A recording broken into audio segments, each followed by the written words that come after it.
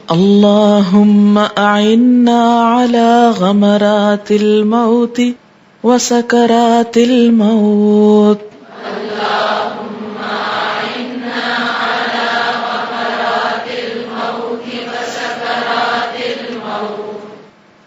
اللہم اے اللہ، اعنا مدد فرمانا ہماری، علی اوپر، غمرات الموت موت کی ڈبکیوں کے، وسکرات الموت اور موت کی بے ہوشیوں کے.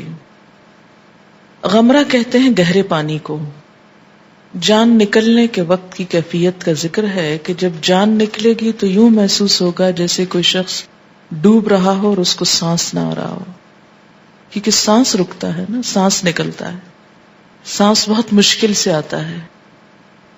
اگر کبھی کسی مرنے والے شخص کو آپ نے دیکھا ہو تو آپ دیکھیں گے کہ اس کو سانس لینے میں بہت دقت ہوتی ہے، اور جان جب جسم سے الگ ہوتی ہے تو یہ ایک بہت تکلیف دہ مرحلہ ہوتا ہے. تو اس کو ایک طرح کی مثال سے سمجھایا گیا ہے کہ غمرات الموت، موت کی ڈبکیاں یا موت کی سختیاں مراد ہے. اگر کبھی آپ نے نہاتے وقت تیز دھار پانی اپنے منہ پہ کھول لیا ہو اور تھوڑی دیر کے لیے سانس رک جائے تو کیا کیفیت ہوتی ہے؟ جسم کے آخری سرے تک انسان ہل جاتا ہے، گھبرا اٹھتا ہے، ایک دم ایک طرف کو نکال لیتا ہے کیونکہ سانس نہیں آ رہا. تو ایسی ہی کسی کیفیت سے اپنے آپ کو محسوس کروائیں اور اس منظر کو سامنے رکھ کے دعا مانگیں، کیونکہ اس وقت مانگ نہیں سکیں گے. اس وقت تو کلمہ نکالنا بھی منہ سے مشکل ہو جاتا ہے، کیونکہ دکھ، کرب اور تکلیف میں انسان کے لیے سب سے پہلے تو اس کی زبان ہی بند ہوتی ہے. اور سکرات الموت، سکرا ہوتا ہے بے ہوشی، سکران، سکارا. لا تقربوا الصلاة وانتم سکارا، نماز کے قریب نہ جاؤ جب تم بے ہوش ہو، نشے میں ہو. تو وہ بے ہوشی کیا ہے کہ انسان یعنی تھوڑی دیر کے لیے ہوش میں آتا ہے، پھر اس کا کانشس ختم ہونے لگتا ہے، اس کا احساس ختم ہونے لگتا ہے، یعنی یوں لگتا ہے کہ جیسے ختم ہو گیا، پھر وہ سانس لیتا ہے. پھر تو یہ جو لاشعوری کی کیفیت ہے، یہ بے ہوشی کی. آپ دیکھیں کہ بعض اوقات اگر کوئی شدید جھٹکا لگے، ایک دم چکر آ جاتا ہے انسان کو اور انسان لگتا ہے کہ جیسے بے ہوش ہو گیا، پھر آپ ہوش میں آتے ہیں. تو موت میں بھی دراصل انسان کا وہ شعور اور عقل اور ہوش، وہ جو دیا گیا تھا کچھ کرنے کو، وہ واپس لیا جا رہا ہوتا ہے، اور وہ وقت بہت دکھ اور تکلیف کا ہوتا ہے انسان کے لیے. حدیث میں آتا ہے کہ جب کوئی شخص فوت ہو جائے اور اس کی روح نکل جائے تو اس کی آنکھیں بند کر دو، کیونکہ آپ صلی اللہ علیہ وسلم نے فرمایا کہ جب روح نکلتی ہے تو تبعہ البصر، نگاہ اس کا پیچھا کرتی ہے. یعنی جسم کے اندر روح کے نکلنے کے باوجود ایک احساس باقی ہوتا ہے، یعنی نگاہیں اپنی روح کو دیکھ پاتی ہیں جاتے ہوئے.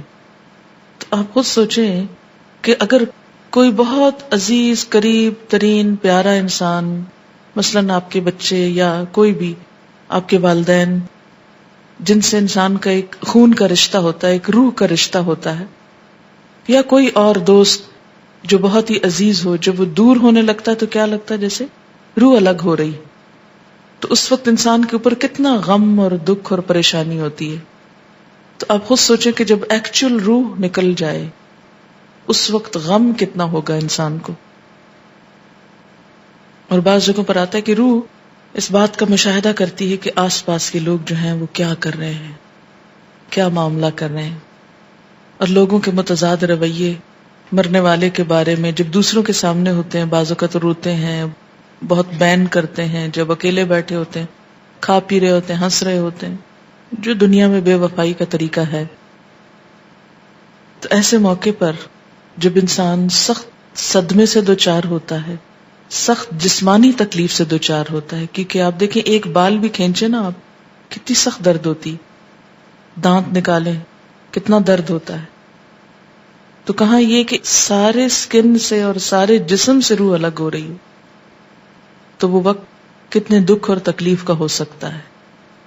اور وہ وقت ہے بھی برحق. تو اس وقت کے لیے دعا مانگی گئی ہے جو عام طور پر نہ ہمیں یاد آتا ہے، حالانکہ یہ سب سے بڑی سچائی ہے. کچھ اور ہونا ہے ہماری زندگی میں کہ نہیں ہونا، لیکن یہ وقت ضرور آنا ہے. مگر ہمیں تو کبھی بھولے سے بھی خیال نہیں آیا کہ اس وقت کے لیے دعا بھی مانگ لیں کہ اس وقت کی مشکل آسان ہو جائے. تو نبی صلی اللہ علیہ وسلم کی ذات کو اسی لیے رحمت للعالمین کہا گیا ہے. بالمؤمنین رؤوف الرحیم، اتنی شفقت اور مہربانی کہ جو ہمارے والدین بھی ہم سے نہ کریں، کہ ان تکلیفوں کا بھی احساس دلا دیا جو انسان تجربے سے جان ہی نہیں سکتا. بہت سی چیزیں تو تجربے سے معلوم ہوتی نا، کہ چھری پھیرو گے تو درد ہوگی، چھری نہ پھیرنا. ماں تو بچے کو زیادہ سے زیادہ اس سے بچاتی، چھری لے لیتی اس کے ہاتھ سے، یا بجلی میں ہاتھ نہ دے دینا، یا آگ کو پکڑ نہ لینا، چولہے کے قریب نہ آئے بچہ. لیکن نہ ماں نے خود ایکسپیرینس کیا، نہ اس کو پتا کہ موت کے وقت کیا ہوتا ہے. اس لیے وہ بچے کو کبھی یہ نہیں سکھاتی کہ اس وقت کے لیے بھی دعا مانگو. مگر آپ صلی اللہ علیہ وسلم نے ہمیں، چونکہ آپ کے پاس علم غیب تھا اللہ کی طرف سے وحی کے ذریعے، کہ وہ غیب کی حقیقتیں آپ کو بتائی گئی تھیں کہ جو ہم عام طور پر نہیں جانتے. علم وحی کے ذریعے آپ صلی اللہ علیہ وسلم کو جن پریشانیوں اور دکھوں اور تکلیفوں کے بارے میں علم دیا گیا تھا، اس کی بنا پر آپ نے ہمیں ایسی دعائیں سکھائی ہیں کہ وہ وقت ہمارے لیے آسان ہو جائے. خود آپ نے سیرت کی کتابوں میں آپ صلی اللہ علیہ وسلم کا آخری وقت پڑھا ہوگا کہ جب آپ بار بار بے ہوش ہو جاتے تھے، پھر ہوش میں آتے تھے اور فرماتے تھے کہ ان للموت سکرات، موت کی بھی بے ہوشیاں ہوتی ہیں. اور آپ کی تکلیف دیکھ کر حضرت عائشہ نے فرمایا تھا کہ اس کے بعد میں کسی کی بھی موت کی تکلیف دیکھ کر اس کے بارے میں بدگمانی نہیں کرتی. کبھی کسی کے بارے میں برا نہیں سوچنا چاہیے اگر وہ موت کی تکلیف میں مبتلا ہو. اور یہ کوئی خوش قسمتی کی بات بھی نہیں کہ فلاں پر موت کی تکلیف آئی نہیں اور 1 منٹ میں ہارٹ اٹیک ہوا اور وہ ختم ہو گیا. کیونکہ موت کی یہ تکلیف بھی انسان کو اس کے گناہوں سے پاک کر دیتی ہے. ایک طرح سے مانگنی نہیں چاہیے یہ، لیکن ہمیں بہت زیادہ تبصرے نہیں کرنے چاہیے کہ فلاں کے ساتھ ایسا ہوا چونکہ وہ ویسا تھا. وہ فلاں کا اللہ ہی جانتا ہے کس کے ساتھ حقیقت میں کیا ہوا. تو اس وقت کے لیے دعا ہے اللہم اعنا علی غمرات الموت وسکرات الموت